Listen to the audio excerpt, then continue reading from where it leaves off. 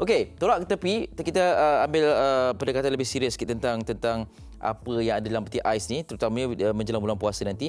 Seolah-olah dilihat perbelanjaan ini perlu dirujuk semula. Adakah lebih tinggi di bulan Ramadan kerana berada dalam rumah sahaja, tidak keluar untuk makan di luar dan membeli makanan mungkin lebih murah berbanding apabila dimasak, kerana ialah bila buka puasa ni makan sedap dan sebagainya. Kita bersama dengan Hajah Rohani, Datuk Haji Muhammad Syahir, Perunding Kewangan di talian video sekarang. Hello, Assalamualaikum Hajah.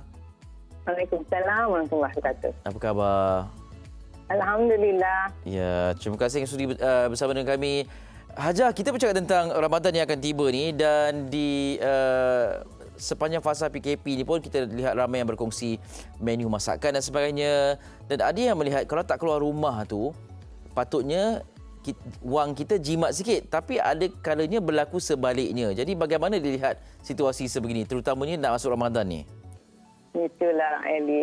Kita ni memang berada dalam situasi yang tak pernah kita rasai kan. Itulah dalam dia. bulan Ramadan, saya rasa selama saya hidup ni, ini pertama kali lah saya ingat kita semua Ramadan di rumah sahaja. Tidak ada planning nak pergi bazar Ramadan, ya, semua tu. Dan keadaan ini memang agak lain, tapi saya ingin kita macam Eli introduce tadi lah, buat serius sikit, ya, sebab mungkin walaupun ada akan terjadi, ya, macam fiesta makanan tak ditengok dalam fridge, atau viral resepi-resepi kita lihat, ya, dan mungkin sebabnya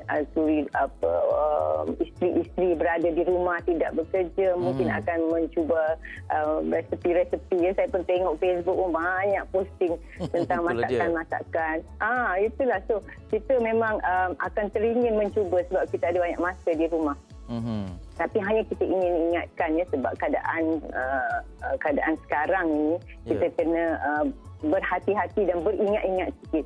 Sebab kita pun tak tahu, ya, kita bukan hanya dalam situasi duduk di rumah tanpa sebab. Sebabnya agak serius, ya. Sebabnya pertama akibat COVID. Tapi kedua juga kita kena peka tentang keadaan signal-signal yang menunjukkan kita akan menghala ke melesetkan ekonomi, ya. Ya, itulah dia. So kalau betul. So kalau kita macam happy tu saya okey aja, tapi happy dalam keadaan kita tetap panggilnya bersedia, bersiap siaga, sebab kita tak tahu ke depan nanti macam mana keadaan ekonomi kita, ekonomi rumah tangga kita, ya. Ekonomi bukan hanya ekonomi di Malaysia tapi ekonomi dunia, ya. Sebab ramai mereka pakar-pakar ekonomi telah pun memberi ramalan tentang kemelesetan ekonomi. So kita kena sedia maklum itu di back of our mind, ya. Belakang minda kita kena fikir itu, subconscious lah.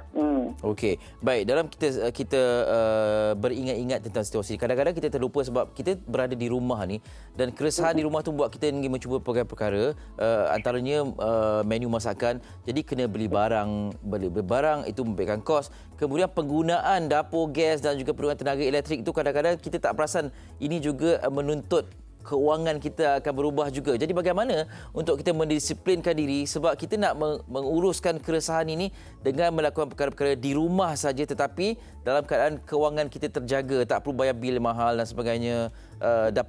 Tong gas tak perlu bertukar 2 minggu sekali ke. Sebab semua ahli keluarga nak cuba masak ke. Itulah dia. So hanya ialah pada dasarnya ketua keluarga mungkin kena buat garis panduan lah, ya. Maksudnya draw up kita punya bajet, ya. Walaupun kita berada dalam rumah pada bulan ini, tapi kita susun aturkan bajet kita untuk perbelanjaan Ramadan. Dan pastikan kalau boleh kita cuba jimatlah 20 ke 30% kan. Sebab kalau kita duduk rumah, kita tak ada satu garis panduan, kita memang akan just ikut sekati kita lah kan, sebab kita tidak perancangan. Sesuatu yang kita nak rancang tu harus ditulis dan dibincang dengan ahli keluarga supaya semua tahu yang kita sekarang dalam keadaan Ramadan, waktu PKP, bagaimanakah bentuk Ramadan kita.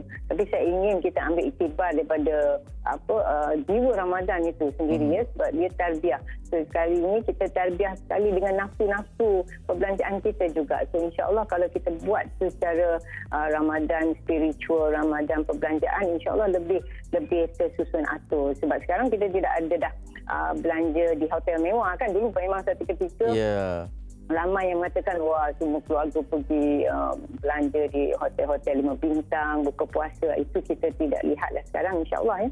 So ada perkhidmatan di situ, dan juga mungkin tidak ada banyak perbelanjaan di bazar Ramadan. Bukan saya tak setuju, tapi okey, tapi kadang banyak pembaziran ya. Dia beli banyak-banyak, lepas tu bawa balik rumah.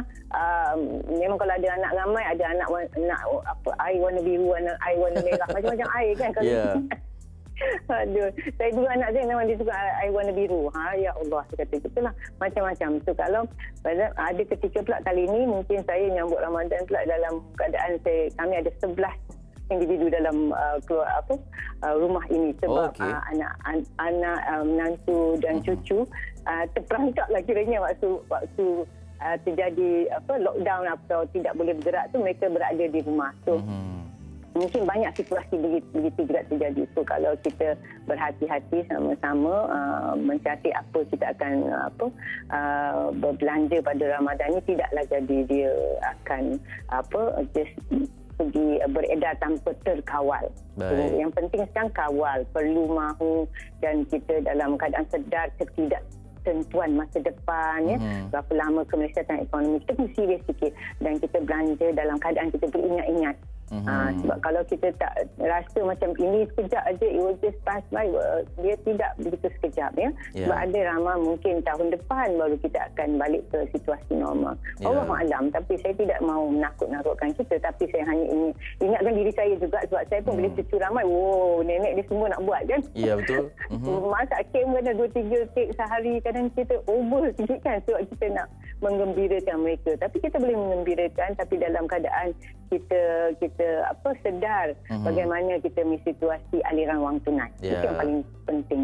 Betul. Aliran wang tunai ramai mungkin yang ambil moratorium tu kan tak payah. Itulah dia. Angsuran. Bulan 4 ni macam-macam duit yang sebelum ni kita dah tak ada, tiba-tiba ada sebab moratorium kan ya.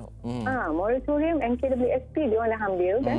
So jangan ingat moratorium tu kita punya duit aja kan, tapi nanti bila dah habis moratorium tu kita kena bayar. Betul. Dan angsuran itu dipanjangkan. Dan kita punya KWSP pun kita ambil sekarang, kita ingat kita boleh happy, tapi ingat ya lepas Ramadan ada raya pula. So mungkin walaupun raya dibayangkan mungkin pun kita masih dalam PKP, tapi Allah alam, tapi tetap kita akan berbelanja juga nanti masa raya kan. Betul. Seterusnya lah. Sentiasa be mindful beringat-ingat tentang situasi ini. Hajah, terima kasih banyak-banyak atas perkongsian. Okey, sama-sama. Jaga diri dan keluarga. Assalamualaikum. Waalaikumsalam warahmatullahi wabarakatuh. Haji Rohani Datuk Haji Muhammad Syahir Penduduk Kewangan yang menasihatkan kita untuk beringat-ingat ya, kerana selepas fasa PKP kita tak tahu situasi ekonomi bagaimana. Jadi dengan penjimatan wang, dengan segala inisiatif diberikan kerajaan itu, janganlah kita rasa kita ada duit lebih ya, disebabkan duit minyak kita pun jimat kerana kita isi minyak penuh pun masih ada lebih lagi, kemudian kita tak ke mana. Pastikan wang yang kita ada di tangan itu dapat dijaga dengan sebaik-baiknya.